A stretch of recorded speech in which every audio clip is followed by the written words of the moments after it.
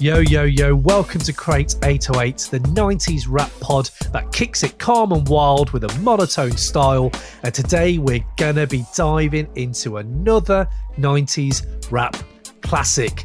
Yes, today it's Ras Kass's Soul on Ice, being brought to the table with the founder of the superb rap magazine, B-Boy Document, Andy C, will be joining us to talk through that pretty much cult classic record. But before we jump in, we're going to dive into the Crate 808 mailbag. And before that, I'm going to introduce Raymond Ridge, who needs no introduction, really. Ray, how you doing, man? Yeah, not too bad. What's happening? How's it going? Oh, good, mate. That's one of your more sensible intros. That was. Well, I felt like you were forgetting I was here. You were just talking. I was like, it's come forgotten. I am here, mate. It happens, mate. It happens. I feel like people should know that it's daytime. It's daylight hours for once. Boom. There it is. Not a massive highlight, but there it is nonetheless. Yeah. Let's see if it affects any of the content. I don't think it will, but let's see. But mate, before we dive into Soul on Ice and the mailbag, least hip hop thing in the last 24 hours, Ray. Come on, mate, bring it home. What you got? The least hip hop thing in the last. Well, it's a couple of days ago, but I was camping. I went camping. Do they camp in Australia? I suppose they do, don't they? What do you think about that? I love camping. So in WA I don't know how much people know about the geography of Australia, but Western Australia is the biggest state. And Western Australia currently, life is completely normal here. There's no sign of COVID at all. Zero, nothing. There's nothing at all. That's mad. Apart from, the very first world problem of I can't travel the world. How annoying. But hold on. No, I was just going to say, yeah, so the next option becomes camping. And, but anyway, whatever. I went camping and saw the stars and all that, That's it. That's my least hip-hop thing. There you go. Yeah. It is. I can see that being. I think that's more hip hop nowadays than maybe back in the 90s. I can't see many people camping in the 90s. I don't think anyone's in Western Australia, though, mate. I feel my limited view of Western Australia. I don't know where Wolf Creek was filmed. I don't even know where Wolf Creek is, mate. But I feel like there's no one there except for serial killers, and that's it. And campers. Oh, yeah. That's what I feel, maybe. No. I definitely saw a couple of serial killers. Yeah, definitely would have been. would have been up there in amongst it. Which are hip hop. So, Yeah, there you go. Ask Ice Cube and Dr. Dre. Well established. Exactly. We come full circle, as always. Exactly, mate. I love it. My least hip hop thing, even though no one asked, but I'm going to give it you anyway. My least hip hop thing in the last 24 hours is, pretty much quite mundane. I put up a loft ladder, which really, actually, very complex instructions, really complex instructions, and somehow I managed it. I don't think it's sturdy, to be fair, mate. I think I'm probably going to go tits up when I try to get up there. Well, tits down, don't they? all tits down, exactly. I think someone like A$AP Rock or Andre would love the complexity to these instructions, because it's pretty much how complex their lyrics are. So that's my tenuous link there. If you enjoyed that one, so tenuous it almost broke there. I was thinking there was a hip hop tune, but it's not. It's that. What about loft ladders? Don't go under trap door. It's the trap door. It's trap door. It's not. It's not hip hop at all. It's a cartoon. It's almost a hip hop tune. It's almost a hip hop. Almost a hip hop tune. Maybe it's not. It should be though. Yeah. Someone should have sampled Trapdoor by now. Get Grindhouse on it. Yes. Grindhouse music. You heard, bro. Get Trapdoor. Get it on. And my other, it basically led on to my other non-hip hop thing, which was it's going into October now. I've started my Halloween binge sessions. I tried to watch enough horror in that month. So I started with Psycho 2 and the Nightmare on Elm Street remake from 2010. And I was just very surprised in 2010 there was no rap cameos in that film, which I find very strange, because horror 2010, noughties, there used to be quite a bit of R&B. You'll see Ja Rule, you see Kelly Rowland, you see a few cameos. Nightmare on Elm Street, no hip hop at all. So yeah, there you go. That's my least hip hop things, mate. There you go, mate. Yeah, but from 2010 to 2020, pretty much no good hip hop was made anyway, was there? So. That is savage, isn't it? There's been loads of it, but either way, I'm not even going to get into that. Is this a 90s hip hop podcast or a 2010s hip hop podcast? No, it isn't. Good point. Exactly. Yeah. Ray wins. But then again, Next. it's not a Screwfix podcast either about loft ladders, and it's not a Halloween film podcast either. Either way, we're a bit of everything, aren't we? We are. So, mate, we are going to go into the mailbag. But quickly, I just wanted to touch base with you, mate, and just see your listening rotation. Anything you're listening to right now that you think that the listeners may want to check out? Is there anything on the... Well, I've just been hitting the Crate 808 Bangers playlist hard, and Ransom is absolutely, despite not having any drums, which clearly is, I disapprove of that in general. I mean, not on all his tracks. He has some drums. There's some drums. There's some drums thrown in the mix to keep people like me happy. But he just absolutely kills it. Just lyrically, absolutely destroying it. He's a filthy, filthy man. He is. That's been on a heavy rotation. Yeah, he has had a year, mate. He has been killing it. I'm glad you enjoyed that. He's been on the playlist, the show notes and the description. You can find that Spotify playlist in those. Good shout, mate. I love Ransom. Love it. I have been listening to SAULT's Rise album. So not hip hop, but brilliant album. And you know what, mate? It felt like we were in 1994 again, or we're in the 90s again, because Paris dropped an album. Public Enemy dropped an album, and Arrested Development dropped an album this past few weeks. And I've been like, wow, like, let's go. Oh, yeah, there was an Arrested Development track on there as well. Yeah, that was pretty sick. Mate, honestly, that album, I've not fully took it all in. I've only heard it about twice. But man, Don't Fight Your Demons. Please, people, you 90s heads, go check that album out. That with SAULT's album is a great double billing. But the track on there that got me upside the head straight away was Do or Die. The Mantra is rewindable as fuck. And that album I have been feeling. And please go check the Crate 808 Bangers playlist, lads, because Rob Percy, big up brat, he gave me a cut rate that I had to put at the top. Jimmy Plates' track Tree Gods. Have you heard that, mate? It's at the top of the Bangers playlist. I haven't. I've had it on shuffle. You've had it on shuffle. Mate, Jesus Christ, man. That is real nice. Yes, it's hypnotic. It's a hypnotic beat. It's brilliant. It's really good. Whoa. So yeah. Did Scorsese on here as well? Did you hear a new Scorsese? Yes, mate. Scorsese is back. He dropped a little EP. He dropped an orchestra version of his Great Britain track. And I've missed Scorsese, man. I've missed, Out Deville generally. I've yeah, man. And all right, this is it, man. There's some gems out there. I've just seen him being pretty, I don't know, angry at the world on Instagram. That's kind of like, I don't know. That's what this track is. I don't have any comment on it. I don't know. I'm not in the UK. It's sunny here and there's no COVID, so I understand why people would be angry. That's fine. I just won't comment on it and move on. But Scorsese was always, yeah. I mean, we love Scores. Just pure destruction. Yeah, absolutely. Come on the pod and get angry, Scores. I love that.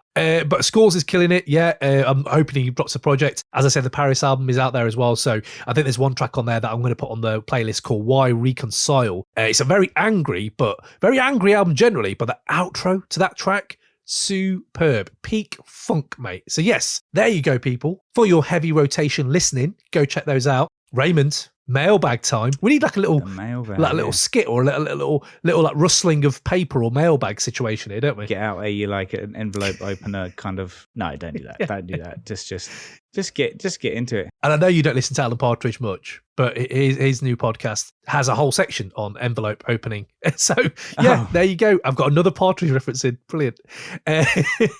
So basically, mailbag. I pitched it out there, mate. Wow. I never thought the response would get as big as it has done so early on for us. One of the things we do ask is, where's the strangest place you've met a rapper? And I don't think we're ever going to get better, Ray, because as you probably saw on Twitter... Oh, it went off, didn't it? Yeah. Our inane rap questions that we ask somehow managed to basically reach R.A. the Rugged Man. R.A. the Rugged Man got involved, right? Not to say people were shouting him out, to be fair, on Twitter. So the first thing, I think R.A. the Rugged Man deserves his own section now, by the way, because we have him on, we've had him on the pod, which is amazing, but we've also had people talking about him on the pod, and the stories are just like becoming a bit of a myth and an enigma of the guy. Andrew Emery hit us up, and he said, we had R.A. the Rugged Man sleep in our hotel bath in Washington Square, and Peanut Butter Wolf crashed with us in Golders Green for a few days in the late 90s. So that's great already, but R.A. the Rugged Man in a bath in a hotel, come on. like forget who you want sleeping in your couch. Who do you want sleeping in your hotel bath? That's what I would say. I feel like... See, and he's a big lad. I feel like... He's a big lad. That's got to be a big bath. I feel like Andrew Emery's got to bring out the snaps of that. We got to see pictures of that, haven't we? We got to see pictures. We do. Come on. We do. We need those. So it started there, and then Dr. Syntax Man got involved. Big up Dr. Syntax, UK hip hop legend. He came out with this one, And this must be a bit of an urban legend, because a lot of people are replying, Chip Shop in Brixton, big up, and there's a few people replying, to be fair. He said, I was tour support for RA years ago. He was convinced all Brits were into sword fighting. First of all, where's he got that from? Game of Thrones wasn't around then. Brilliant. And forced us all to go out on a fencing class in Bristol instead of a sound check, mate. I think he won 15-1. It was brutal. What do you, I mean, yeah, because he's not a small guy either. He's a big guy to be fencing against, probably for the first time. Yeah. For the first time. We all fence every weekend, don't we? Of course we do. Yeah. So. We love sword fighting, don't we? We love sword fighting. Yeah. Well, he clearly is true, mate, because RA himself tweeted it out and said, this is true. I made the Brits on my UK tour take me fencing. Imagine that chat anyway. It's brilliant. And it was my first time doing it, but I used my long-ass monkey arms like it was slap boxing and was stabbing the shit out of everyone. Ha ha. Can you just imagine everyone there? And so RA's there, he's saying that, yeah, we got to go fencing. And everyone's just kind of politely, very Britishly looking at each other like, I guess we'll go, yeah, we'll go fencing.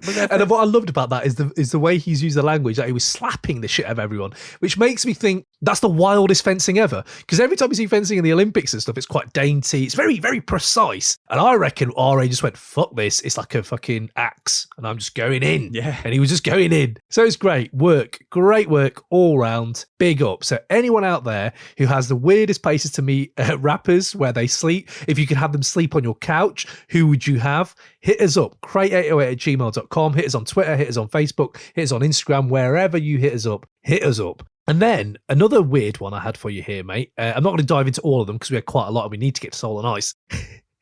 Ed Pentlow, again, King Tut Pieces. Go check those guys out. Fan of the pod, or a big fan of his pieces, by the way. Some great big pun pieces there. This is great, mate. And it made me think of another section we could do for people to write in on. He said the weirdest places met rappers, right? Raekwon and Ghostface at Burger King in Butlins at the ATP festival, right? So there's a lot going on there straight away. But the fact you're meeting Ray and Ghost is huge no matter where you are. And we've had Ghost and the sticky chicken fingers from Grindhouse a few weeks ago. They were selling Wu-Tang tea towels for 20 quid. Right? First of all, if people have Wu-Tang tea towels, can you please send us some images? Because I need to know what these look like, right? Yeah. I remarked that was quite expensive for a tea towel. Raekwon said, well, don't fucking buy one then. He's right. You know, when you read that, you can picture Ray's face as well, can't you? That you kind of, there'll be a glance to Ghost, and then he'll just look back at you and then be like, don't fucking buy one. There's a queue of 20 people behind you, Ed. Don't worry about it. Oh, mate, that is superb. And you know what? If anyone's got one now, I know, Cam, you'd pay more than 20 quid to buy it off them. 100%. I'd probably put add a zero on that. I've bought a Raekwon doll. So, you know, like a tea towel, fair enough. But yeah, that is big, man. I'm here for it. I don't know why. I just, for some reason, I thought they wouldn't have tea. I thought of it as a very British thing. And I would, like, maybe they don't have tea towels in America. And there's that thought of them coming to the UK and there's like, oh, let's have a look at what we've got for merch. Tea towels. Look, the Brits love sword fighting. They must have, tea towels. Let's go for it. The view of Brits to American rappers is amazing.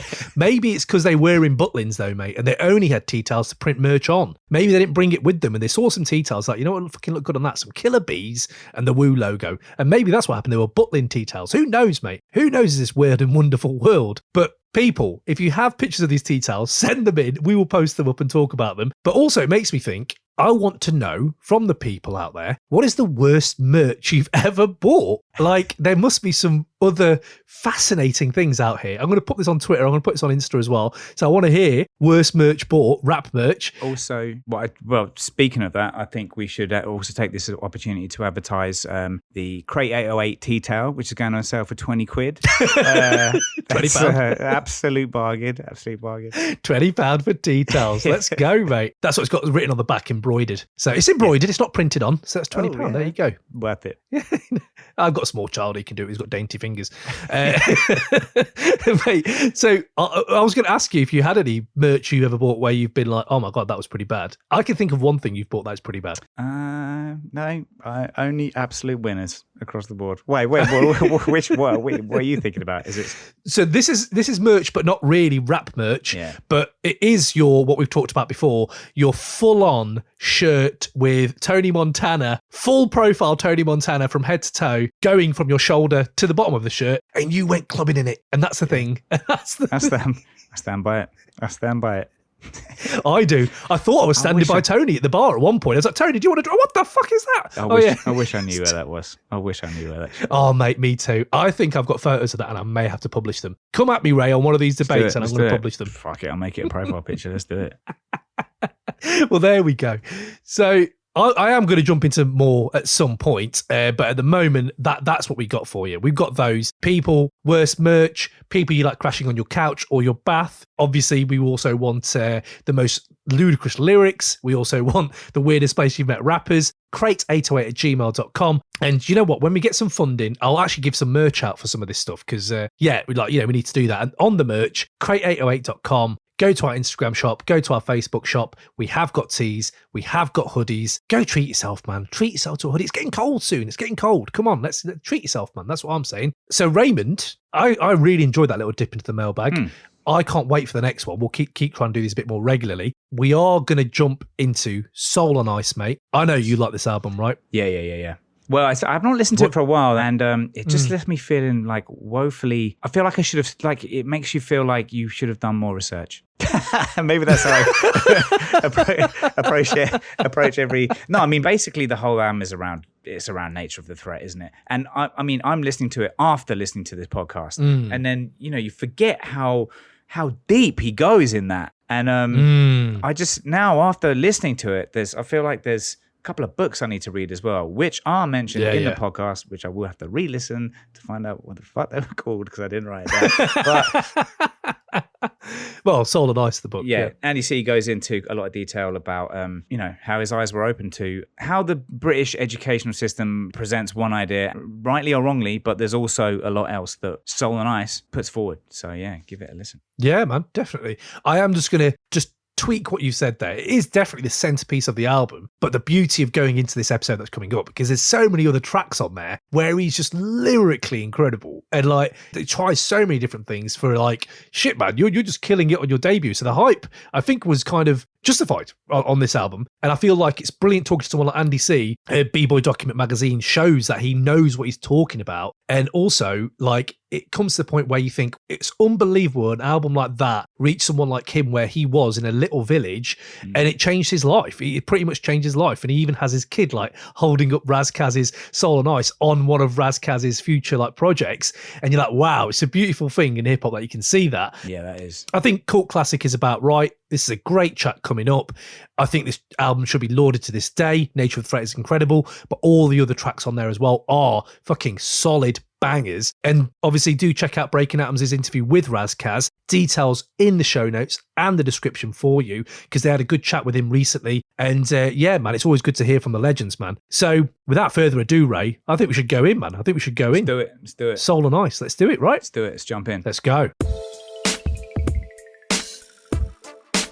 Yes, you're rocking with the best. This is the one and only Just Blaze. Right now, you're checking out the Crate 808 podcast. Remember to hit up crate808.com, like, comment, subscribe, and all of that. Peace. Yo, welcome to Crate 808. And today we're going to be talking about an underground rap classic with a very special guest on board. Founder and editor of B-Boy Document Magazine, Andy C. is in the house. How are you doing, man? Living the dream, Cam. Absolutely delighted to be joining you this evening. Oh, mate, I can hear it in your voice. You really are living it up, man. You all right? You good? Yeah, can't complain. Yeah, life is good for me. Yeah, excellent. Okay, good stuff.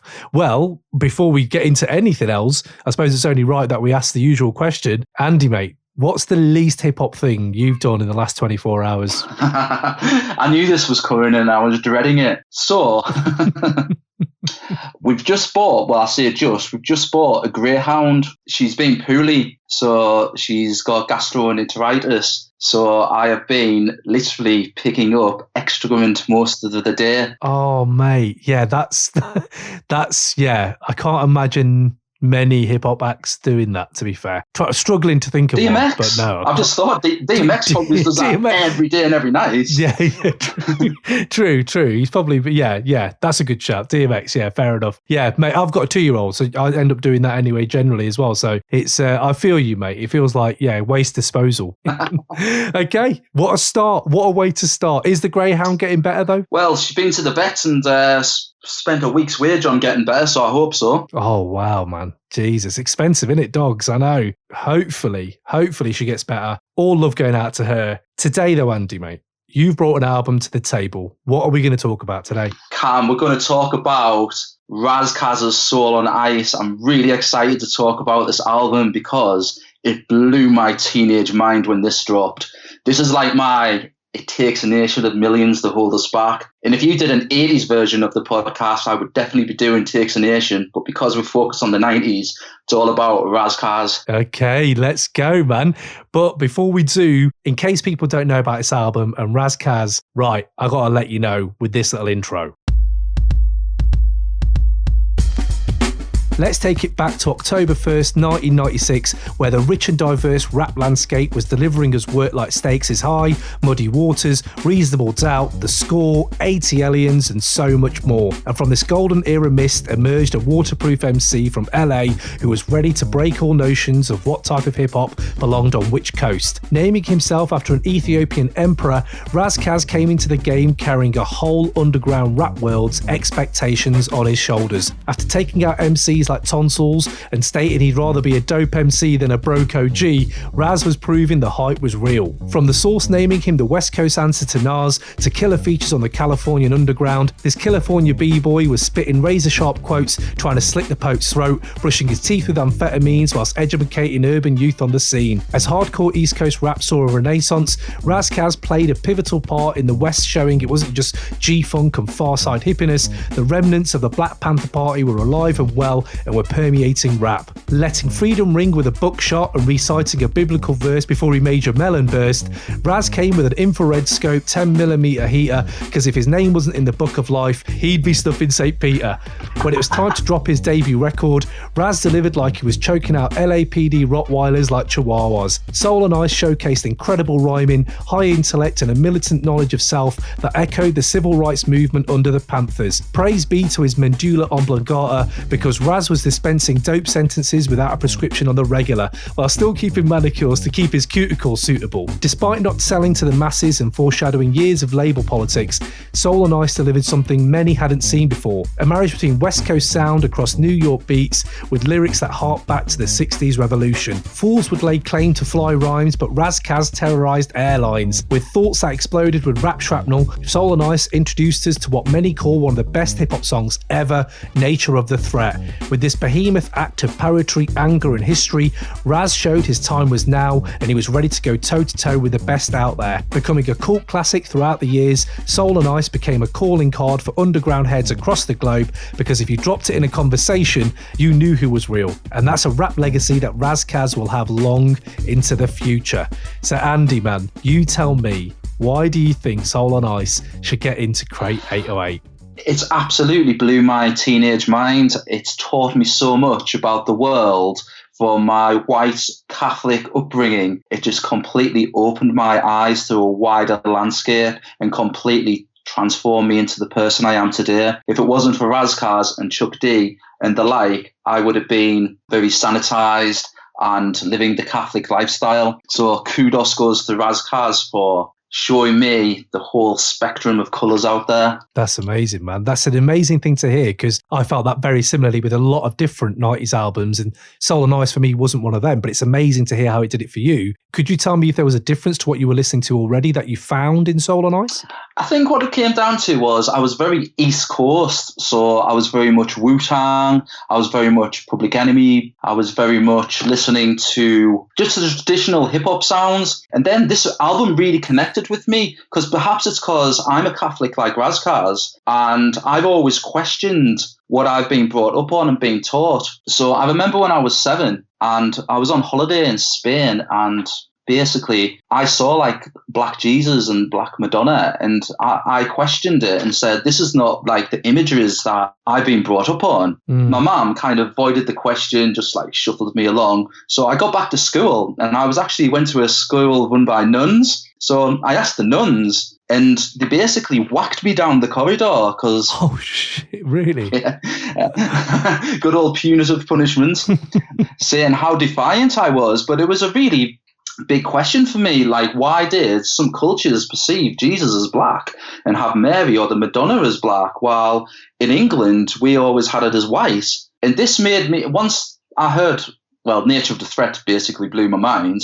It made me want to study and read more about the world. And that's when I learned about like the Moors of Spain and how their culture impacted most of Europe. That's amazing, because that's a direct example then of all the stuff we talked about in this podcast, which is 90s hip hop. I don't know what a lot of people in the mainstream, like pop charts, thought of rap, but I'm guessing it was a lot more Snoop orientated, gangster rap orientated, maybe something that they thought was just too like in your face to actually communicate with it. But you're telling me there, you found in this little jewel, well, a lot of hundreds of thousands, millions of people found Nature of the Threat, but it's a direct example, mate, of like how rap genuinely changes your thinking on certain things, be it religion, be it anything. And that's just fascinating to me, man, how that worked for you, mate. Yeah, completely connected with me. And it was like something I've never experienced before, because here I was living in a pit village in the northeast of England. What Ras Kass was saying in LA, it kind of resonated the same type of things. And it made me think, hey, it like give me a foundation, something to build on, build an identity, to show that what I've been brought up on isn't right. Like, white is not right.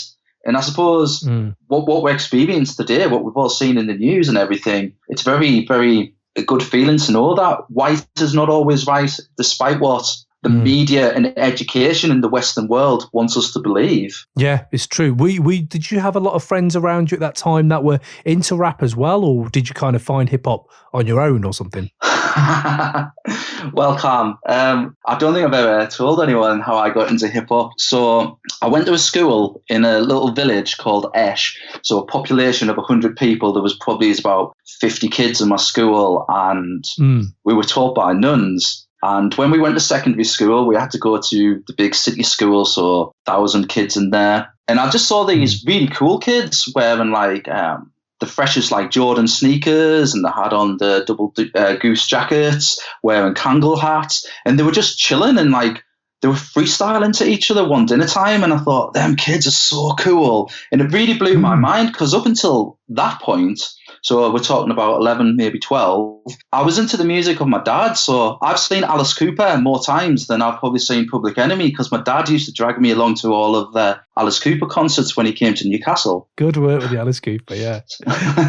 So I saw that and I just got interested in it. So I plucked up the courage one day to go over and say, what's this you're listening to? And a guy, Stewie Grayson, handed me a Public Enemy, Takes a Nation of Millions to Hold Me Back. And I listened to it and I was like, wow, what is this? It was like something I've never tasted and witnessed before. And then since then, I fell in love with the culture and like just being like a Hoover, I'm sucking it all in, and it's completely just snowballed from there, really. I think it was like coming from a village life and then moving into a bigger community that I got swept up with it, and it was really popular in this. So it was like the early 90s, about possibly 91, 90, 1990s, something like that. So golden age hip hop, and that's basically it, really. Public Enemy completely changed my way of thinking. Yeah. They tend to do that. They're a real good gateway into this.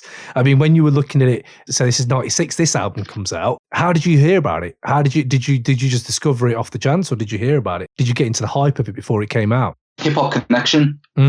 So I remember like a religious reader of Hip Hop Connection, because again, I lived in a tiny pit village 10 miles outside of Durham, which is a rubbish town, which no music shops in or anything. And I used to religiously buy Hip Hop Connection. And I remember it receiving 5 out of 5 in the reviewer, who I don't think he was a prominent reviewer. I think he was just like one of the freelance contributors that didn't really do that much. He wasn't like a Greenpeace or an Andrew Emery or anyone like that, or Mike Lewis or Rob Percy. And it got 5 out of 5 in Hip Hop Connection. So at that time, I had my I used to be a fishmonger for Sainsbury's. So perfect. Stop there. That's it. Podcast has peaked. I've got a fishmonger from Sainsbury's talking about Ras Kass's Soul on Ice. Brilliant. Great. We've peaked. Go on, Andy. Yeah. So, yeah. I think Jaguar Skills was also a fishmonger, but he was a fishmonger for Tesco. Oh, mate, beef. I think that's a little bit of an exclusive, that one.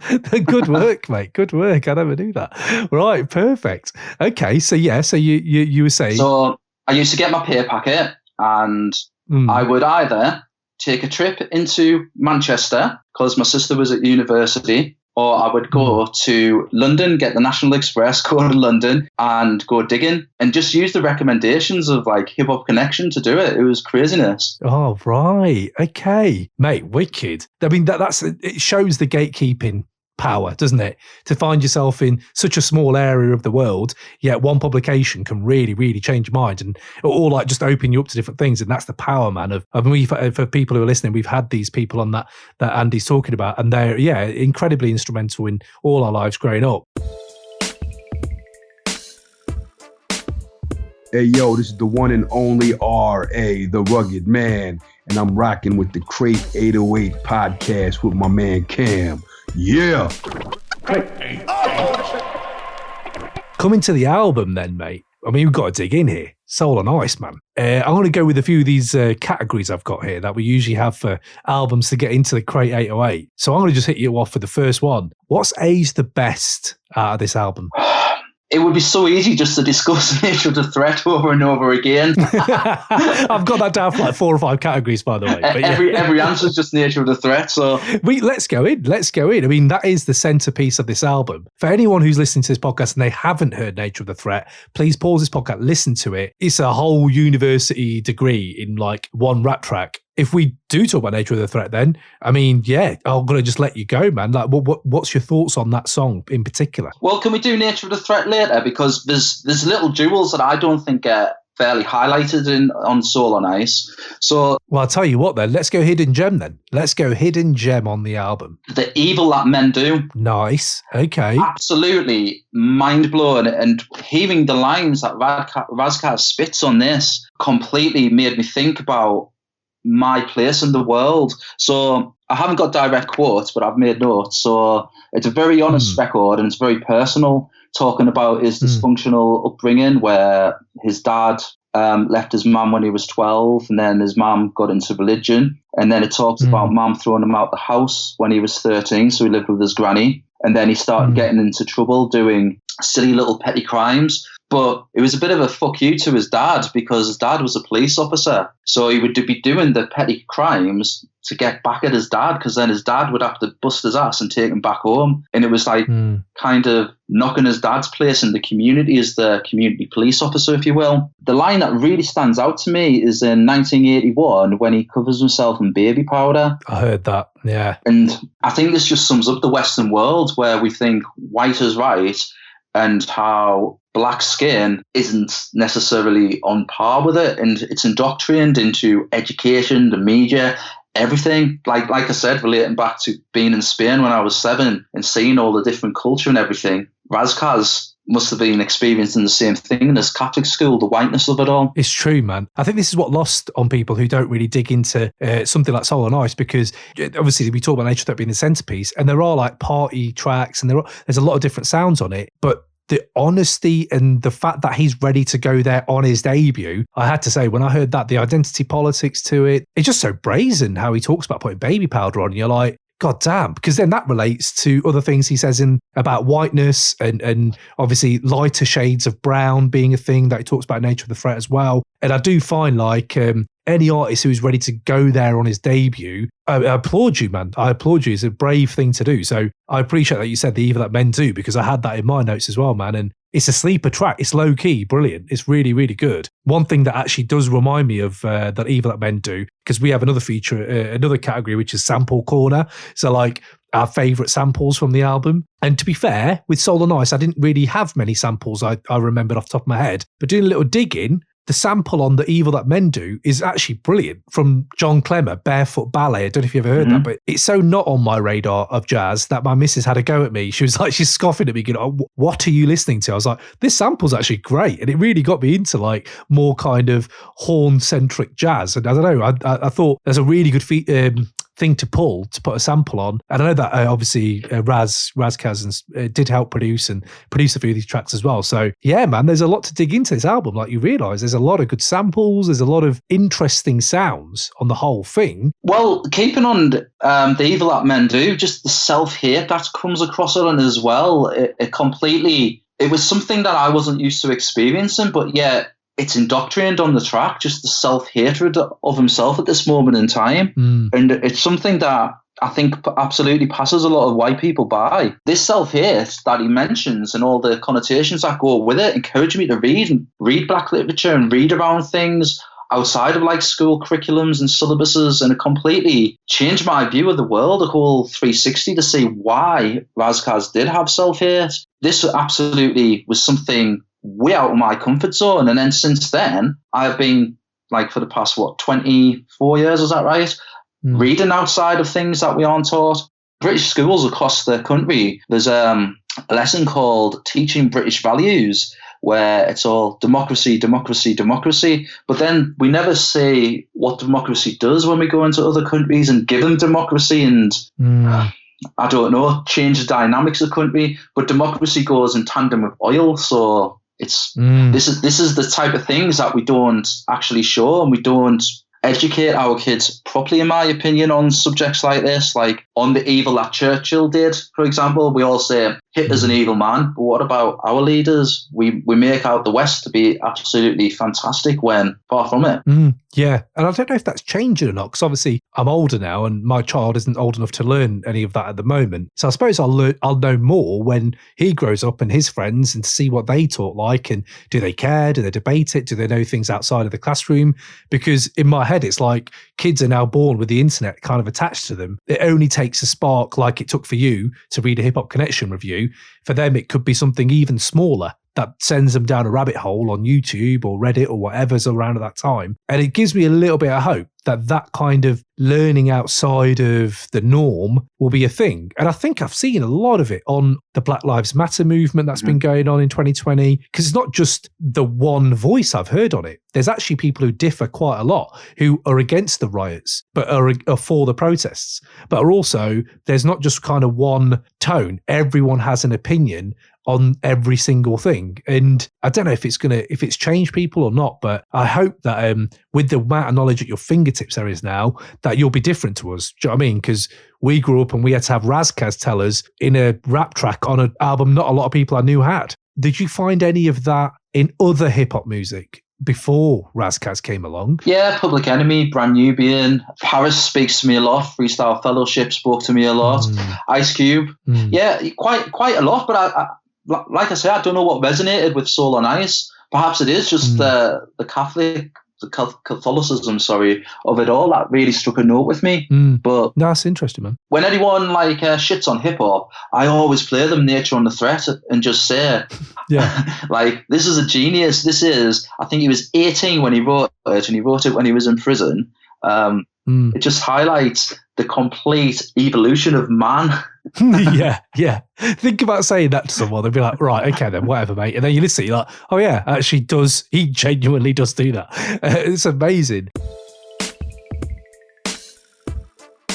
Yo, this is Rodney P, the Rhythm Killer, big blood clot things within there, you heard me? Yeah, and we're here listening to the Crate 808 podcast. Big things is going on right back to the early morning. If you don't know, get the blood clot. No, you feel me? Yeah, big old man Cam every time. People. I hope you enjoyed this week's episode. And remember, subscribe it, rate it, review it, and go on and tell your blood clot friends. For real. Other hidden gems that I really enjoyed in this album, by the way, mate, Nature of the Threat isn't the only thing that we're talking about, because I thought that Sunset on here is, I don't know, because a lot of people shit on this for the beats, and a lot of people shit on it for the production. And I remember that being a thing. And I have to say, I don't remember bumping this album heavily. I remember just taking a few tracks. So to revisit it now is brilliant, because it's like, oh, I forgot this is how ferocious he was. And like, this is how many, like, there are so many different sounds on here. He's using a lot of R&B hooks. He's got catchy up tempo cuts and lo-fi underground production. I don't know if it's meant to be that way or if it isn't, you know, whichever way it goes. But the fact that he's married such East Coast sentiment with his just natural West Coast style. There's a real marriage on this. And I can't remember hearing an album that married it up probably, you know, like this. I don't remember that as a kid. Do you think this was a weakness, though, because it falls between the two stools? Because at the time you had the East Coast, West Coast beef going on, and Ras Kass kind of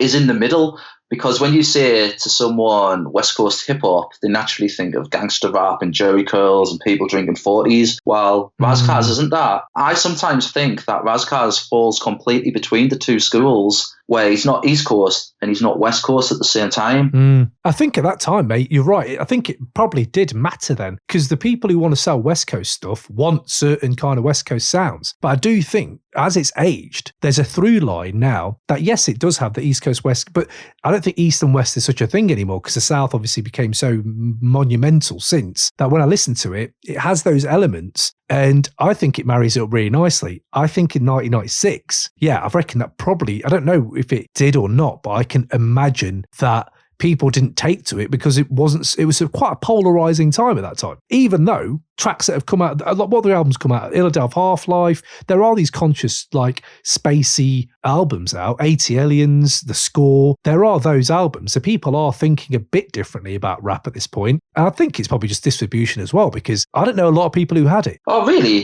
Yeah, I suppose that is true. I remember on the same day I bought this album, I bought MOP and Mobb Deep as well. Infamous. So, but like I say, I had to step out the northeast of England to buy the album. I had to go, I think I bought it from Manchester, what was it called, Fat City Records. I think I took a train down to there and bought all three albums there. But yeah, I had to step out of my habitat, if you will, to get the album. So maybe you're right. Maybe it didn't have...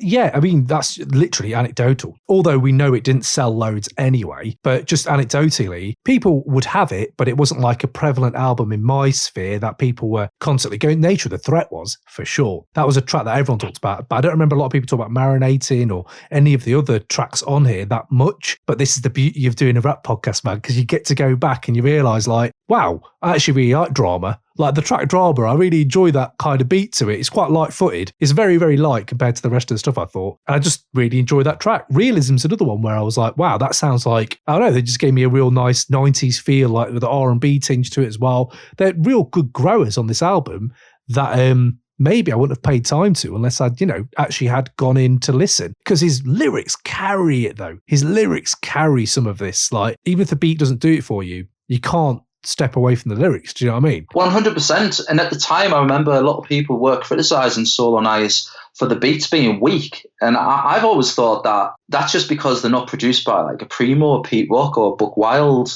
people of that magnitude. Well, I don't think there's anything wrong with the beats. But I just think Ras Kass is a phenomenal MC who could rap about, I don't know, I'm looking at a greenhouse right now, could rap about greenhouses and make it sound political and educational at the same time. Yeah, no, absolutely, man. I had a few notes, though, I wanted to talk about, because when you gave me this album to listen to, it's in the height of the protests of George Floyd's murder and obviously all this unrest that's happening in the world on top of a global pandemic. Just the intro to this album, mate, that sounds like the ominous nights of rioting I've been seeing on the TV. Do you know what I mean? And like the intro to that alone, I was like, wow, it got me in that mode. And then the militant stance he takes about being black and being white is very much like resonating with me right now. Obviously, it's named after Ellery Cleaver's Soul and Ice book, which is, he was an ex-Panther, and there is that through line through this whole album about, black power. And he does go on to other subjects, like Marinating's not a lot to do with that, I suppose. Miami Life isn't a lot to do with that. And he plays for the radio at times, for sure. But I don't think that detracts from the other stuff he says on here. Hottest bars on the album is another thing we talk about, and just one that I want to tell you that I really, really thought, wow, I can't believe you're talking like this when this is actually what's happening outside, on the ground right now. And it's from Soul on Ice, the title track, when he says, give me 50,000 black angry role models, take me to DC, I'll throw the first fucking bottle, because I don't give a fuck about a mental existence. Oh, sorry, I don't give a fuck about a mental existence. I don't give a fuck about non-violent resistance. Civil rights will not suffice. In the name of Jesus Christ, they got my soul on ice. Mate, that is now. Fuck, man. Ras Kass just killed that. Do you know what I mean? Isn't it a sad thing that 24 years later, this is still happening in the world, that a song created probably 25 years ago still resonates and showing that nothing has changed. That's why he's one of the most important people in hip hop, because he's doing this to try and educate people and to help make people feel part of a community, if you will, and to teach and to educate.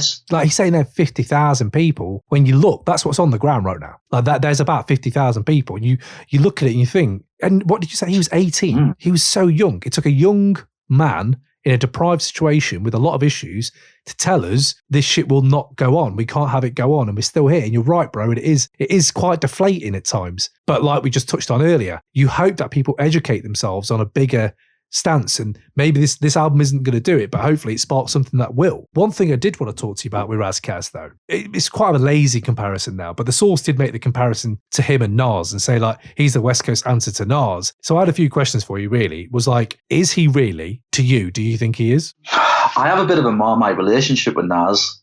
Illmatic is a masterpiece, and again, another teenager writing such vivid, powerful poetry, if you will. But then I think Nas has kind of sold out. He's completely changed his ethos and his style from that. He went the pop route for me. I don't know. I don't think that Ras Kass is like Nas. I think Ras Kass is a lot more political as well. Like, I know Nas was as well, but Nas wasn't go at the black militancy, let's start riots. I don't know. Ras kind of does that for me a little bit more. He's a bit harder. Do you know what I mean? He goes in a little bit more. The amazing thing about Ras Kass, is when you see him out and about, he can go up and he can talk to a 70-year-old white lady about the latest 49ers game, for example. Then he can talk to just all of community. He's a social butterfly, if you will. He goes around and he talks to people, and he can talk about any subject at all.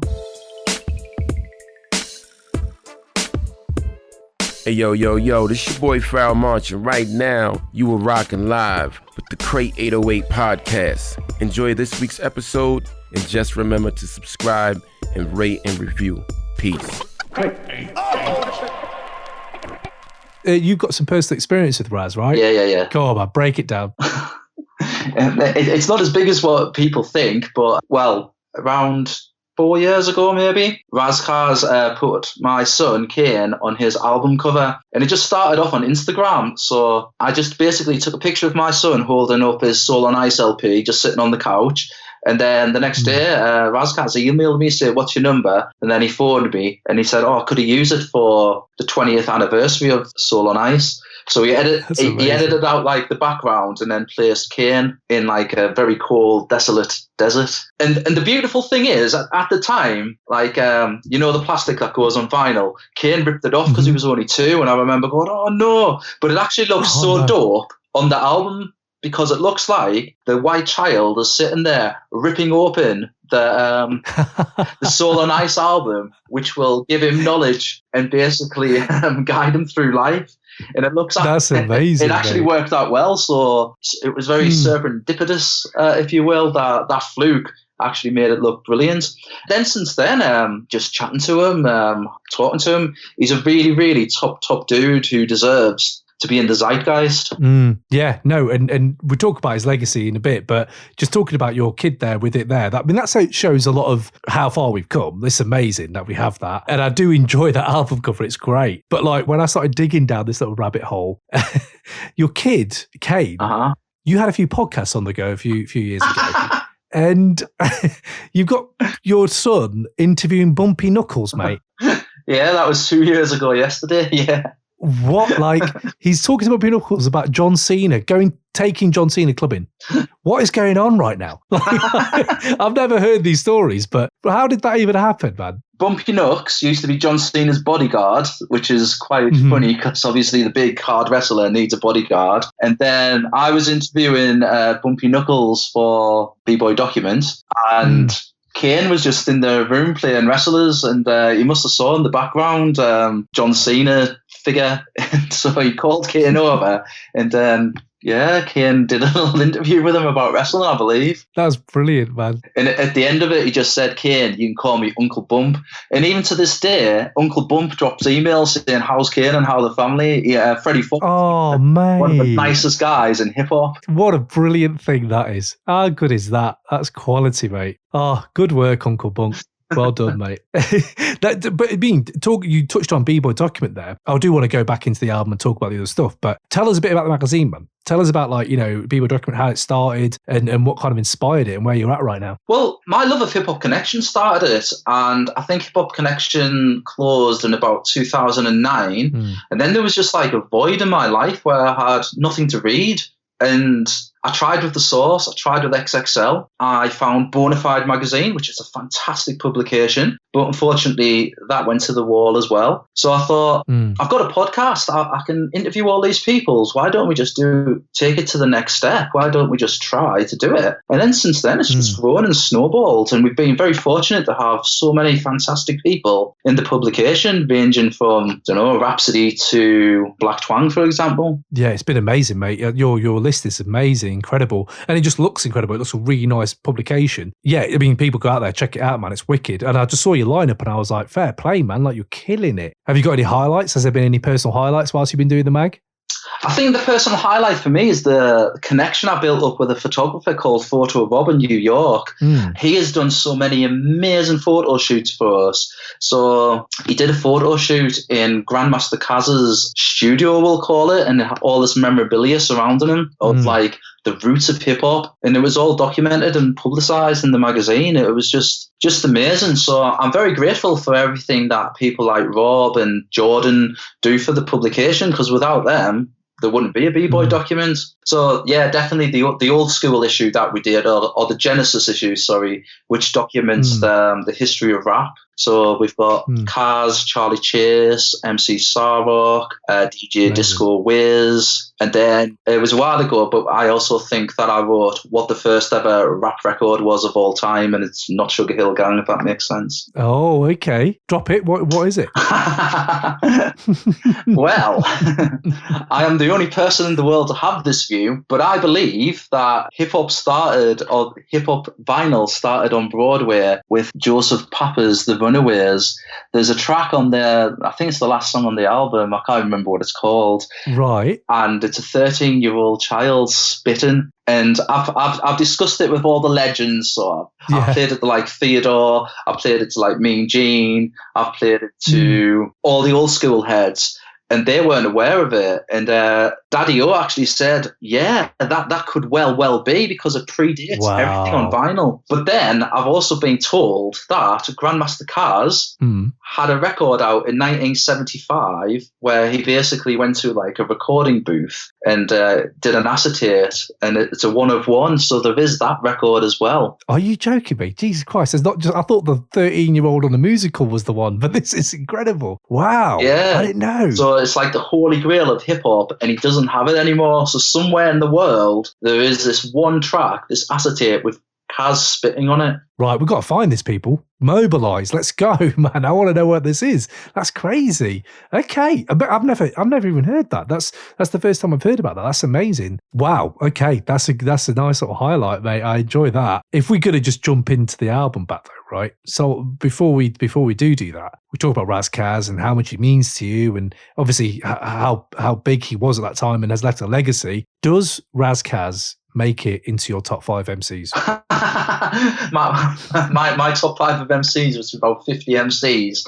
I'm going to say yes. Okay. It's okay. The reason being, and the reason why I will argue this, is he's still going strong today. So the JMO Gang album Walking with Lions, an absolute classic album that just dropped last week, maybe. And it's still the same old Ras Kass, kicking knowledge, kicking the truth, kicking wisdom. So he's got this longevity on his side now where he is one of the elder statesmen of the culture.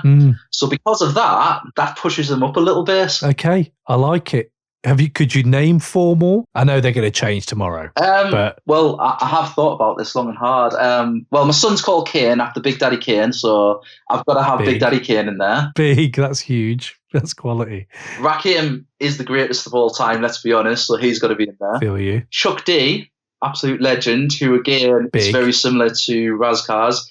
He's got to be in there. Okay. I think the final one's got to be Grandmaster Caz, because a legend to absolutely destroy anyone on the microphone, a forefather, and he's absolutely sound bloke as well. Yeah, I think that's a pretty solid 5. So yeah, that would be my 5. To be fair, mate, who's going to be arguing that 5? Like really, like to put like that's a strong 5. I could argue it on personal levels, but if you look at it in the grand scheme of things, pretty huge. I mean, Rakim, Kane alone in Chuck D, forget about it, mate. Forget about it. I like it. Good 5, man. Good 5. Yo, what up, y'all? This is DJ Premier, and you're checking out the Crates 808 podcast. I put an S on it because there's more than one record in the crate, you know what I'm saying? So that's how we dig, that's how we play, and that's what real DJs do. You heard? That's why it goes down. We out here. When we talk about on the album aged the worst on the album, what would you say, listening back to it now, has probably aged the worst on Soul and Ice? I was disappointed by Sunset. Oh, really? I like that kind of seesaw-y beat. No? I think it's the one misstep lyrically because it's all about the East Coast, West Coast beef. And I just think that was a bit cheap, Ras Kass. You're better than that. But saying that though, mate, the way he talked about the East Coast, West Coast beef, the bars, I'm not going to spit them all, but when he talks about and also, hold on Sunset, doesn't he do the gnoos and the gnot-gnoing of the Gnex shit? Yes, sir. Yeah. Yes, he does, yeah. Right, I remember as a kid thinking, what's he doing here? I don't know, but I love the way he did that. But on that same track, that the way he talks about the East Coast, West Coast beef, I do get you. He is bigger than that. But if I put my mind back to 96, man, it was so everywhere. I can imagine him wanting to have a say. And that whole idea of an East Coast having superiority complex, they did have a superiority complex. And that's the problem. Like when he talks about that, there's a lot of bars, go check Sunset out for those bars that I'm talking about. But I did really, really feel that about drawing a line in the sand and kind of saying, you guys need to listen. Because he isn't part of G-Funk, but he obviously was under Dre's wing as well and stuff like that. Like he wasn't forgetting where he's from. Do you know what I mean? He was under Divine Styler's wing at first. Oh, sorry, yeah, at first, sorry. Ras Kass Nation. Battle Cat and Divine Styler were the ones that nurtured him, if you will. So it wasn't until later that he met up with Dre. But I just feel, and I think that if we were to speak to Ras Kass, he would say that's the one letdown because there was no need to be getting involved with that because that's not what he does. And I think that shows him being very avuncular, making a mistake where he felt the need he had to do it. I appreciate what you're saying, where he did it with style and charisma and everything. And let's be honest, he is an amazing lyricist. But I just think that that's the one letdown of a very didactic album, if you will. That's interesting, man.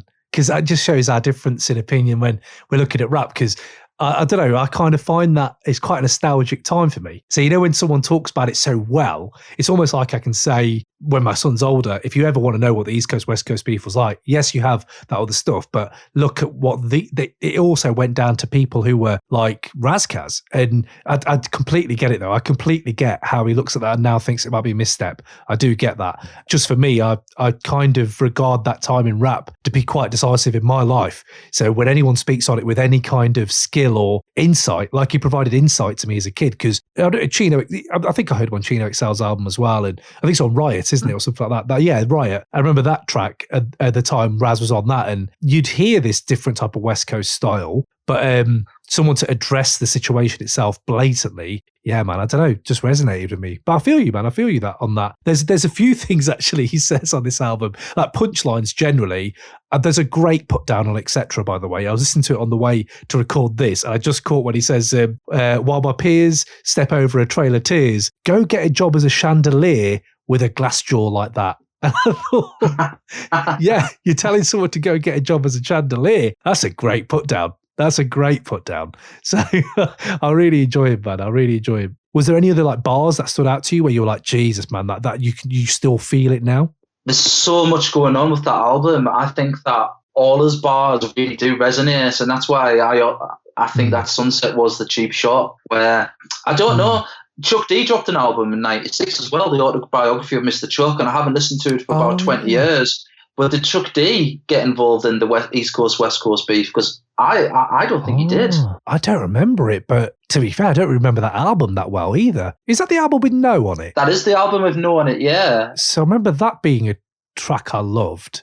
But I don't remember that. Yeah, but mate, you're right. Maybe we should. That might be worth a revisit, because Chuck D generally is a fascinating character to revisit, especially in the mid to late 90s, man. Yeah, man, it's a good recall on that, because I've not heard that album in a minute. But yeah, again, you're right. I don't know if you ever stepped into that arena or not, but it's interesting when you look at this album and you think that it made more statements than not. When we talked about Age the Worst, generally, I think the one that really gets me now, and it's also my kind of Larry letdown moment, because there's a lot of things on this that you can take or leave, and I can understand why people don't like the beats or the hooks or whatever. I can understand that. I like it. But the thing that did Age the Worst, I was listening to Nature of the Threat again, and those kind of anti-gay undertones that are there, the homophobic undertones are there, even though he's talking about what he believes is fact, which is fine if you have evidence to back what you're saying up. But it's bits where he has the ad-libs and the bits where he's really emphasizing the homophobia, where I was like, God, that is so 90s. That is so, like, you would never have that now. He kind of really underlines some of that, but he's young, he's still learning. And I think it's more because a lot of it is full of intellect. The whole album's full of intellect, isn't it? So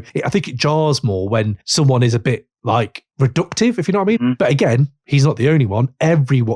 All the artists we love were doing that kind of thing. So I can't just, point that out. But just talking about Age of the Worst, there was that, and there's just the legacy. Do you remember the idea of selling out back in the day?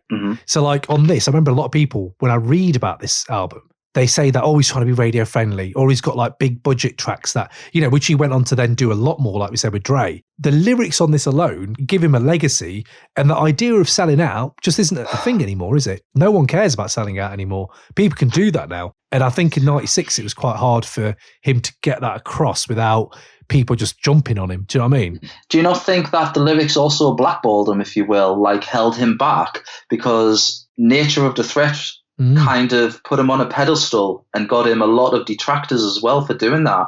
So what basically happened was he recorded Nature of the Threat and he wasn't going to release it on the album. But his mum said, you've got this classic song, you need to put it on the album. And he said, but this could kill my career. And she said, but anything could kill your career at any moment. You need to release it. So I always think that it wasn't the beats and it wasn't going commercial that held him back. It was his lyrics that held him back, because he was doing something unique. And people weren't expecting this from a West Coast rapper, if you will. It's a bit like Paris as well. Paris was held back for what he did as well. I love Paris. I was listening to his album yesterday. And again, very militant. And he should have been bigger than what he was. But again, Fear of a Black Planet, if you will, didn't get the push in the media that both artists deserved. That's a really interesting take, man. As in, like, it was his lyrics he held it back. Yeah, I didn't really think of it that way. So it's interesting to think that, because it's that whole idea of how far do you take it? For one thing, Nature of the Threat is so good. It's the fact that it's inciting conversations in my normal life as well, by the way. Nature of the Threat was on the other day, and he starts talking about the Hindu caste system in that, and I'm Punjabi, my wife is Hindu, and she overheard it, and she was like, whoa, what did he just say there about? And and the fact it's still inciting conversations like that, where she didn't know, and we looked it up, and we looked at all the sources online, and it was like, wow, yeah, like that's how it all started, from the Aryans going over there and making the caste system, and then obviously the Nazis using the Aryan sign, which is also the Hindu sign. There's so much in Nature of the Threat still to this day that affects me in that way. But wow, to be blackballed for something like that is, because with Priority, he had a lot of issues, didn't he? He had a lot of issues after this album. 100% yes. Record labels really did hold him back. Do you think that's what stunted his, do you think he fulfilled his potential? I'm going to say no. I don't think he has fulfilled his potential. I think he should have been way bigger, but none of his albums have really sold. I understand on Ras Assassination why he did go the direction he did, and I still think it's a great album, but you can see that he's trying to respond to the people that said, oh yeah, you're a lyricist, but you can't pick good beats. So he's thought, right, I'll get in all these A-list West Coast producers to do it. It was a bit like Nas on It Was Written, actually. A bit like Nas, Yes. Nas did that. It was written, really. Yeah, 100% correct. So, yeah, I don't think he has fulfilled his potential, but he's got a very hardcore fan base all over the world, and he sells out shows wherever he goes. So, yeah, he's doing something, right? He's got a legacy. Like, I don't think you could ever argue he hasn't got a legacy, because he does. Like the Four Horsemen, all the stuff he's done since, like when he drops features, the stuff he did with Apollo Brown, he's still bringing it. And like you said with the JMO Gang, that he's still got bars on there that are relevant to today. So I feel you, mate. I do, and I think I agree with you. I think that in label politics, it could have been blackballing. It just shows how fragile someone's career can be. And he's kind of seen it through, and fair play to him, man. Soldiered on to still be making a career out of it and delivering. Do you know what I mean? Yeah, man, you know what I'm saying? It's your man, Bodie James, Concrete Just 227, Griselda Records, man. You know what I'm saying? And shout out to the Crate 808 podcast, man. Tell them, man, the world know this shit on the flow, dog. Other categories we have here then, Andy, mate. What non-90s rapper should be on here? And that's a gun to your head. There have to be one. So what are we going with? I have said KRS-One. Oh, non-90s. Oh, you're going 80s. I see the loophole. Okay. Have I misread the question? No, because when we say non-90s, no one really dips into the 80s. Everyone dips into the noughties and now. So there's your Kendricks, your J. Coles, your whatever. So KRS, good way round. Yeah, KRS. Imagine that. Oof, him on which track? Well, the whole genesis of Nature of the Threat stems from BD's P's You Must Learn.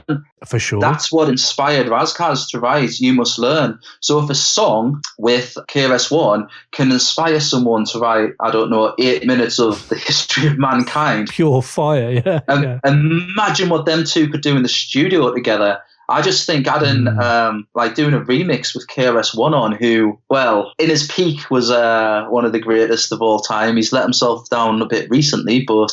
For certain things that he's been saying as well, yeah. So I just think putting them two together, the magic that he could have done with Ras Kass would have been amazing. I've never really thought about stitching KRS-One onto any of the songs, because that's the other thing about the album. There's only a feature by Coolio on a chorus. True. So I don't know how I'd fit KRS-One into the whole process, but I don't know. Any of the songs about dropping knowledge, I would stitch KRS-One onto them. Good work. I had Lupe, because I couldn't really look past Lupe, because I was thinking Lupe Fiasco would work kind of well on some, if there's a concept track especially, like you said, Nature of the Threat being one of them, but if they did something like you said there about the evil that men do, stuff like that, there's a subject matter that you think, God, man, they could really go in there. And you're right, there's only one. And Coolio, did he bring it for you? Did Coolio bring it for you on this album? Well, he only really sings a verse. Yeah, he does, I know, yeah. But it's a very Coolio track. Very, very Coolio track. Drama is. In fairness to Coolio, I don't actually mind his first two albums. I think they're okay albums. I mean, I love Gangsta's Paradise. It's a fantastic song and fantastic Voyage as well. So, Coolio gets a lot of respect on the West Coast as well that maybe us in Britain don't really appreciate. He's held in high regards. So when I asked the question to Ras Kass, who's your favourite rapper of all time, he said, without a doubt, it's KRS-One, because obviously it inspired him to write. But then number two was Coolio. So who am I to mess with when Ras Kass is Coolio's number two? And I know he's really, really highly respected. And this time, 96, he was blowing up. So Ras, to have him on a hook, it's a big thing though at that time. I know he did the Diamond D remix of Soul and Ice as well, and that, man, Jesus, that track. I don't know why it never really was on the album, though, at the time. Do you know? I think it was done after. I think it dropped after, and I think it was maybe just a tool to say, I can work with producers. If you think my beats suck, then look, I'm working with Diamond D. I think it was just done as a response to the criticism he got. If I had to pick a noughties rapper, if you will, I would like to see his JMO Gang peers on the album, because I think, I know Gant and J57 would always be 4 or 5 at the time. But I think the chemistry that they've got on this Walking with Lion album is one of the best yet. Because I thought the EP was very much Ras Kass orientated, where they put him on a pedestal and let him have the spotlight. But on the EP, I think Gant completely destroys it. Like the track, I think it's called America. I think Gant outrhymes Ras Kass. Yeah. Mate, I love that track. It's really, like you said, it's powerful, man. Powerful stuff that they're bringing out. And it's just nice to see an artist who's got that energy still. Do you know what I mean? Like, a lot of artists may not have that energy as much now. I mean, I'm getting older as well. So, I mean, I know what it feels like not to have energy. But, like, it's nice to have him around younger people. That energy level is up. Do you know what I mean? And yeah, you're right. So people do go check out that EP because it's dope, man. One thing before we move on to the next things, which was like Feature Trinity, before we do that, can I just give a big up to Ras Kass for just talking about nail etiquette on this album? Because when he talks about manicures to keep his cuticle suitable, I was like, wow, that's quite forward thinking for a West Coast like rhymer to be saying that, you know, I'm out there getting manicures, don't worry about it. So yeah, big up on that one. I enjoyed that. That passed me by. It didn't pass you by. It's just these little things you hear off the cuff where you're like, oh wow, yeah, fair play to you. But yes, so that category though, Feature Trinity, which we say, obviously 90s pod, so we talk about features in the 90s, and we realise we ended up talking about the same three artists all the time. So if you had to put one of these artists on here, which one and what track? You got Busta Rhymes, Method Man, or Nas? Well, I've kind of said my bit about Nas, so this is the one that really, really stung me a little bit. It had me a bit bamboozled because I don't think Method Man and Ras Kass would fit together. I don't think it would mesh. I don't think they would, yeah. And I don't think they would. I think maybe Busta Rhymes could smooth onto like one of the Marinate, one of the party jams. Yeah. And then I was thinking if it was Nas pre-96, that would be a good marriage, but anything after, I don't think that would fit. So I struggled. So I'm going to say Busta Rhymes, but only on the party feature Marinate. Yeah. Okay, that's a good process of elimination. Because I had Nas down, and I thought, oh, let's put Nas in. But then I was like, I mean, first of all, Backpackers' heads would explode if Nas and Ras Kass had done a track in 96, I think. But it wouldn't have been the same Nas as Illmatic. He was very different then, wasn't he? So yeah, I do feel you. I'd like to hear Busta on that party track. How's that? I'd like to hear that. You know, how would that sound? Yes, please. When we are talking about the album artwork, though, any takes? Yes or no? Do you enjoy it still? 100% yes. I think it's very vivid imagery, portraying him locked up behind bars in jail, if you will, and reading while sitting on ice to demonstrate that even though he's pent up, locked up, his liberty taken away, his freedom taken away, you can't lock up his mind. And I think that imagery is still very strong today and still resonates today.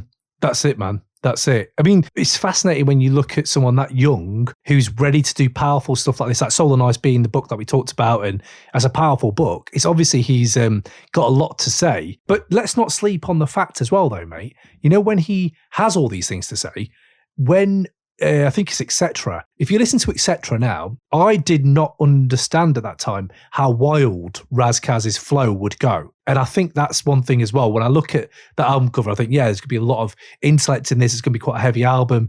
But you expect it may just be one tone. But if you listen to Etc. again, and he talks about, oh man, I haven't got the lyrics in front of me, but it's something like reverse, reverberates, something, revolving. So there's one part of it where his flow just goes wild. And I was like, wow, for a young cat to just be like ready to switch it up on his debut album, as well as bring, like you said, honesty about his identity issues, about the history of man in a track. There's a lot going on in this album. And just from that cover, I remember seeing that cover and thinking that's pretty cool as a kid. And I don't know, I just get it. As soon as I see it, I always think, yeah, man, I have to be in the right mood to put this one on. Do you know what I mean? Whenever I've had a bad day at work, I always put Soul on Ice on. It just takes me out of like whatever bullshit's been enveloping my life. Yeah. And makes me think about other things for once. And it makes me actually think how fortunate I am in my life as well. So I do understand what you're saying. You have to be in a certain mood. But I still listen to it today regularly. I play it at least once a fortnight. Mate, that's amazing. I just love the fact we both love the same culture, yet you get something from an album that maybe I'll discover. Do you know what I mean? Like, because I've been listening to it now, I don't find myself like, you know, sometimes you have an album that you just like, oh, this could be heavy. It's not that at all. I actually listen to it quite regularly, especially before this pod. So for like a month and a half, 2 months, I've been listening to it. And I think, yeah, maybe it's just one of them that I just didn't really give the time as much when I was a kid. And I'm really glad I got to revisit it because it's giving me things now that as a 39-year-old bloke, it's like, wow, that's pretty amazing. This album can still do that. So I feel you, man. So we talked about the artwork. Album title though, Andy. What do you think to the title, Soul on Ice? Again, when I approached this album as a 13-year-old, I had no clue what Soul on Ice meant. And then I think I had to use an encyclopedia in them days because it was pre-internet. I discovered what it was. And then that took me into a whole new world of black literature as well. And wow, this is what I mean. Like our education system, like today, our GCSE English literature is all just white men. So Dickens, Shakespeare, Orwell, white, male. And this is the problem with the world. Well, this album then gave me people like Elvidge Cleaver to read as well. So, like I say, it's so didactic. Yeah. And again, from the album title to the content in the tracks, it's pretty amazing the message that this has hit home for you. And I find it inspiring, man. I find the power of rap is massive, man. Because I come from a similar background to you. And just to hear you talk about it with the same passion is like, yeah, man, I'm so glad that this has happened because it isn't just you though, is it? You've got a son and you've got mates and you've got family. So when these uncomfortable conversations are coming up, which they naturally are going to in 2020, they're going to bubble up. People are going to be talking about these protests. People are going to be talking about this murder that everyone's seen on TV and the various murders there have been. And you've got a qualified, well, if not fully comprehensive, at least more qualified than some people because you've seen and read a lot of the other literature around this subject. And that comes from Soul on Ice. And that's a beautiful thing, man. That's a beautiful thing that has got you to that level. Do you know what I mean? I don't know if you know why he called it Soul on Ice. So, like on Miami Life, he did some petty crimes, petty shit as a big fuck you to his dad. And he was in juvenile hall. So on his first visit, his mum came in. She gave him some M&Ms, some OJ, and she also gave him a copy of Soul on Ice. And the message was basically just because you're locked up and confined doesn't mean that your mind has to be. You can still go on to great things. This doesn't have to be you going down the whole criminal route. And it was that book that inspired him to drop jewels and knowledge to everyone. That's fascinating, man. Yeah, it's brilliant. It's a well-executed thing as well. Like, you know, fair play to him for just getting on it. And like some people talk about it and don't do it and kind of their militancy fades or whatever, but ever since we've been known Ras Kass, it's never really, and he's always kept bringing it. So that fire, man, it's real, man. Well, Andy, thank you for bringing this album. Thank you for getting people out there, hopefully go out there to listen to it. But we're going to end this with, if you can give me a 30-second conclusion for why you think this should go into Crate 808, I will start that timer if you're ready. I've been dreading the whole 30 seconds thing. So let's see how we can do this. Right. I'll give you a countdown. 3, 2, 1.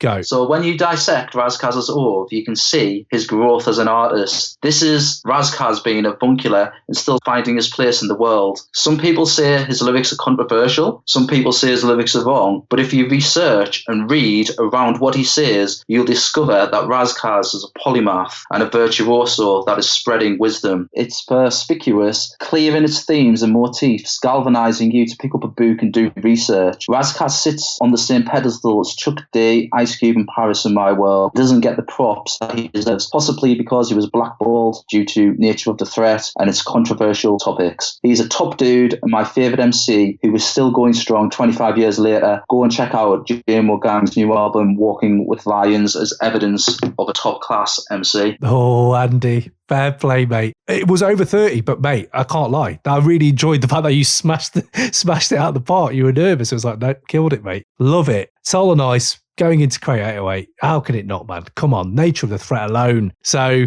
tell me where we can find you. Where can we find you on socials? And have you got anything coming up you'd like to plug? Anything like that? Well, we'll plug other people first. So if you're in New York and you need a photographer and videographer, Photo Rob is the best photographer I've ever worked with. He is absolutely amazing. Then we've got Ill Strips, who does comic books and designs the back cover of B-Boy Documents.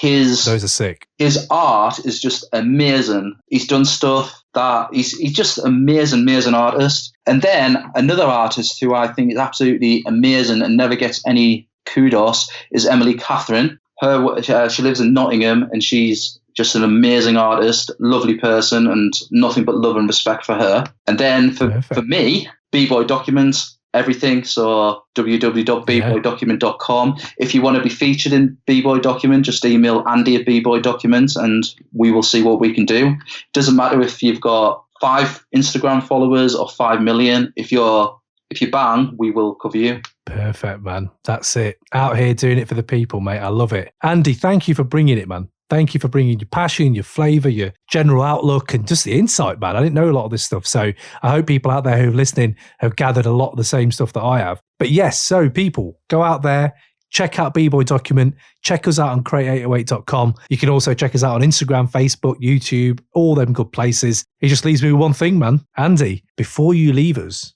I have to ask you, mate, what's the last great piece of music you've heard? Could be old, could be new. Just the last great piece you heard. Oh, that is a big question. There's so much music in my life. The last great piece of music I heard was, I'll tell you what I'll do, a group called Mankind Music Academy that no one's probably ever heard of. They make Black history music. So they've got an album called Juneteenth, and it stars Mighty Casey. Do you remember Mighty Casey, who sang White Girls in the early noughties? He was on Lewis Recordings with Edon's label. Oh, Edon's label. Okay, right. Yeah. Yeah. These guys are absolutely amazing, and no one's talking about them at all apart from myself and Mighty Casey. Okay, I will check them out. Nice one, man. Well, I love that when someone gives me something new to check out, so I will be. Well, mate, you take it easy. I hope the Greyhound gets better, and I hope Kane's doing well as well. Say word to Uncle Bump as well when you hear from him. But yeah, man, you take it easy, bro, and stay safe out there, and hopefully we'll catch you soon, yeah? Well, thank you so much for having me. I've really enjoyed it. Oh, thank you, man. Same here, man. Till the next time, bro. Peace out, man. Peace.